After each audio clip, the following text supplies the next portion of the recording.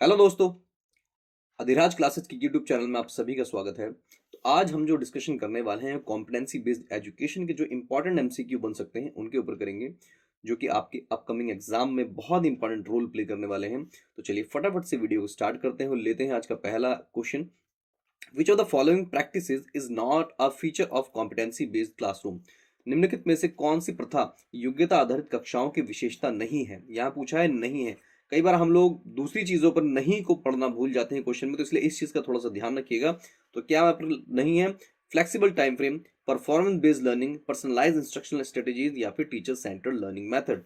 लचीला समय सीमा, प्रदर्शन आधारित शिक्षा, व्यक्ति निर्देशात्मक रणनीतियां या फिर शिक्षक केंद्रित सीखने की विधि। तो यहाँ पर जो कॉम्पिटेंसी बेस्ड एजुकेशन में बात की गई है कि भाई शिक्षक केंद्रित नहीं होने चाहिए, child centred education, playway methods, आपको इन सबको यूज करना है। तो यहाँ पर D will be your right answer. चलिए लेते हैं next question. Encouraging questions from students in classroom useful because, कक्षा में छात्रों से प्रश्नों को प्रोत्साहित करना उपयोगी है क्योंकि। भाई छात्रों से जब आप इंटरेक्शन करेंगे वो क्यों इंपॉर्टेंट है? It builds critical thinking in students, it brings teachers attention towards students, it makes students passive learners, none of them. यह छात्रों में आलोचनात्मक सोच का निर्माण करता है, यह शिक्षकों का ध्यान छात्रों की ओर लाता है, यह छात्रों को निष्क्रिय शिक्षार्थी बनाता है, या इनमें से कोई नहीं। देखिए सी ऑप्शन तो बिल्कुल गलत होगा, छात्रों को निष्क्रिय शिक्षार्थी बनाता है। जब आप कम्युनिकेट करते हैं तो फिर बच्चा एक्टिवली पार्टिसिपेट करता है और वो क्वेश्चंस के आंसर्स को सोचता है। ये शिक्षकों को ध्यान छात्रों को लाता है, ये भी नहीं। तो यहाँ पर ए जो है हमारा, ये छात्रों में आलोचनात्मक सोच का निर्माण करता है। It builds critical thinking in student will be correct answer. चलिए लेते हैं next question. Which among the following statements is incorrect? निम्नलिखित में से कौन सा कथन गलत है? Knowledge is a theoretical understanding of a subject, ज्ञान किसी विषय की सैद्धांतिक समझ है। क्या भी किसी को और ज्ञान है तो उसको किसी विषय की सैद्धांतिक समझ होगी? ये बिल्कुल नहीं, ये आपका एक तो ऑप्शन गलत है। आगे चेक करते हैं। Ability is the capability, potential और कैपेसिटी टू डू समथिंग, जो हमारी एबिलिटी, योग्यता ही वो कुछ भी हमारी क्षमता है या सामर्थ्य कुछ करने की क्षमता है, ये बिल्कुल करेक्ट है। Skill is the enduring talent that can help a person to learn fast, अगर आप किसी काम में स्किल हैं तो आप दूसरी काम को करने में आप बहुत ज्यादा स्किल्ड होंगे, उसको हमको जल्दी सीखेंगे। कौशल व स्थायी प्रतिभा है जो किसी व्यक्ति को तेजी से सीखने में मदद करती है, यह हमारे ऑप्शन में बिल्कुल करेक्ट है। Competency is a set of skills, abilities, knowledge that help an individual perform a given task.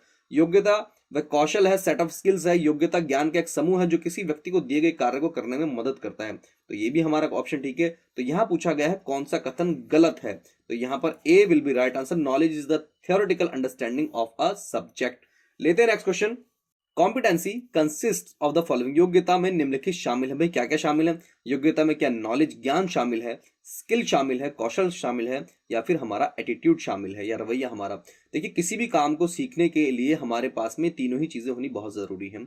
All above constitute competencies, उपरोक्त सभी योग्यता का गठन करते हैं। तो यहाँ पर हमारा डी जो होगा हमारा करेक्ट आंसर होगा, राइट आंसर होगा कि भाई इन तीनों चीजों को मिलाकर ही अगर हम प्रॉपरली वर्क करते हैं तो हम उसमें हम कह सकते हैं कि भाई हमारी कॉम्पिटेंसी जो है इस चीज में हम पारंगत हो चुके हैं। In which competency based education not encourages students to become, जिसमें योग्यता आधारित शिक्षा छात्रों को बनने के लिए प्रोत्साहित नहीं करती है। इंडिपेंडेंट लर्नर, स्वतंत्र शिक्षार्थी, स्किल्ड लर्नर, कुशल शिक्षार्थी, कॉम्पिटेटिव लर्नर, प्रतियोगी शिक्षार्थी, या फिर रोट लर्नर, रटने वाले।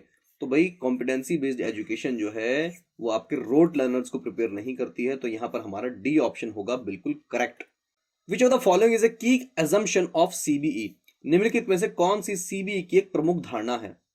तो लर्निंग इज टाइम बाउंड, सीखना समयबद्ध है। Learning is a standard and general phenomenon for all learners, सीखना सभी शिक्षार्थियों के लिए एक मानक और सामान्य घटना है। Learning is flexible and personalised based on students individual needs, सीखना लचीला है और छात्रों की व्यक्तिगत जरूरतों के आधार पर व्यक्तिगत है। Learning should result in high grade and good score, सीखने का परिणाम उच्च ग्रेड और अच्छे अंक होना चाहिए। देखिए हमारा ये तो बिल्कुल गलत है कि सीखने का जो परिणाम है सिर्फ और सिर्फ अच्छे नंबर लाना ही हमारे लिए सीखना नहीं होना चाहिए। तो जो कॉम्पिटेंसी बेस्ड एजुकेशन की बात करती है वो कहती है जो सीखना है वो फ्लेक्सिबल होना चाहिए और व्यक्तियों की इंडिविजुअल डिफरेंसेस को ध्यान में रखते हुए हमें काम करना चाहिए। तो learning is flexible and personalised based on students individual need, सीखना लचीला है और छात्रों की व्यक्तिगत जरूरतों के आधार पर व्यक्तिगत है। तो यहाँ पर हमारा जो होगा सी होगा बिल्कुल हमारा करेक्ट आंसर। यहाँ बात करें हम 7 नंबर क्वेश्चन की, ये मैं कहूंगा आज का इंपॉर्टेंट क्वेश्चन है। In the statements given below identify those which are related to competency based curriculum design. Curriculum नीचे दिए कथनों में से उनकी पहचान करें जो योग्यता आधारित पाठ्यचर्या डिजाइन से संबंधित।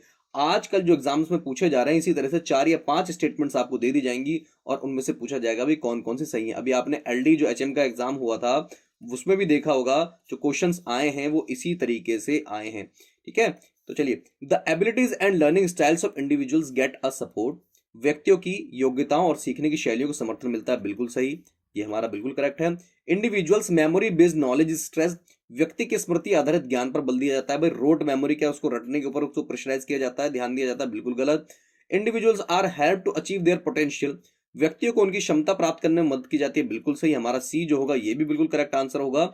Domain specific proficiency of individual is focused. व्यक्तियों की कार्य क्षेत्र विशिष्ट प्रवीणता पर ध्यान केंद्रित किया जाता है, ये भी हमारा बिल्कुल करेक्ट होगा कि भाई व्यक्तियों की कार्य क्षेत्र विशिष्ट प्रवृत्ता पर ध्यान केंद्रित किया जाता है कि वो किसी स्पेसिफिक डोमेन में काम करने में, भाई हर बच्चा हर क्षेत्र में जो है निपुण नहीं होता, किसी का इंटरेस्ट आर्ट में होता है, किसी का साइंस में होता है, तो जिस क्षेत्र में वो निपुण होता है, जिस क्षेत्र में उसका इंटरेस्ट ज्यादा होता है, एटीट्यूड ज्यादा होता है उसका सीखने के लिए, उसी की विशिष्टता प्रवीणता पर ध्यान केंद्रित किया जाता है और उसी के साथ साथ बाकी दूसरे सब्जेक्ट्स में भी उसको बढ़ावा देने की कोशिश की जाती है। तो curriculum gets design with an idealistic perspective. क्या यहाँ पर एक आदर्शवादी परिप्रेक्ष्य के साथ तैयार की जाती पाठ्यचर्या? नहीं, आदर्शवादी परिप्रेक्ष्य नहीं है, चाइल्ड सेंटर से यहाँ पर बात की जा रही है। तो यहाँ पर हम देख लेते हैं हमारे कौन कौन से ऑप्शन है, ए सी एंड डी। यहाँ पर आपका होगा ऑप्शन नंबर 3 जो है हमारा बिल्कुल करेक्ट होगा। भाई ए सी और डी जो है ये हमारा यहाँ पर करेक्ट आंसर होगा। When LOs were developed by NCERT for elementary stage। प्राथमिक चरण के लिए एनसीईआरटी द्वारा लर्निंग आउटकम्स, एलओ मतलब लर्निंग आउटकम्स, कब विकसित किए गए थे? तो यहां पर विकसित किए गए थे 2017 के अंदर। तो प्राथमिक उसके लिए एनसीईआरटी द्वारा एलिमेंट्री स्टेज के लिए जो लर्निंग आउटकम डिजाइन किए गए थे वो 2017 में डिजाइन किए गए थे। Which of the following should not be used for classroom transaction in competency based learning? योग्यता आधारित अधिगम में निम्नलिखित में से किसका उपयोग कक्षा के संचालन के लिए नहीं किया जाना चाहिए? यहां पर ध्यान दीजिए, पूछा गया नहीं किया जाना चाहिए। आर्ट इंटीग्रेटेड, कला एकीकृत किया जाता है, बिल्कुल किया जाता है।